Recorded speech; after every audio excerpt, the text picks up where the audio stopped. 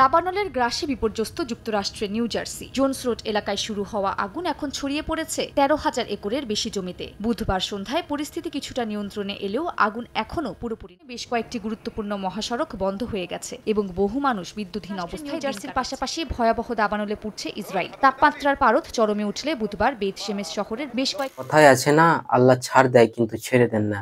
তার বাস্তব প্রমাণ আজ আমি দেখতে পেলাম।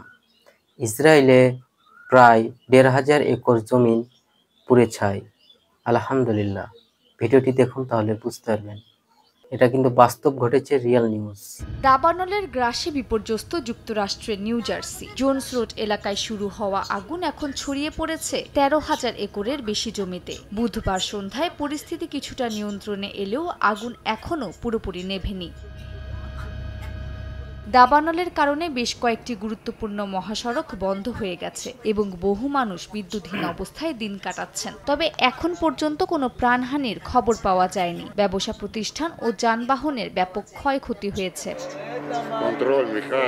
যুক্তরাষ্ট্রের নিউ জার্সির পাশাপাশি ভয়াবহ দাবানলে পুড়ছে ইসরায়েল। তাপমাত্রার পারদ চরমে উঠলে বুধবার বেথ শেমেস শহরের বেশ কয়েকটি ঝোপঝাড়ে আগুন লাগে। তীব্র বাতাসে আগুন শহরের কেন্দ্রস্থলের কাছে মোশাফ তারুম এলাকায় ছড়িয়ে পড়ে। এর মধ্যেই শহরগুলো থেকে বাসিন্দাদের নিরাপদ দূরত্বে সরিয়ে নেওয়া হয়েছে। আগুনের কারণে শহরের সড়কগুলোতে যান চলাচল বন্ধ রয়েছে। সড়কে গাড়ি চালকরা তাদের যানবাহন ফেলেই শহর ছাড়তে বাধ্য হন। রেল লাইনের কাছে আগুন লাগায় ট্রেন চলাচলও বন্ধ করে দেওয়া হয়েছে।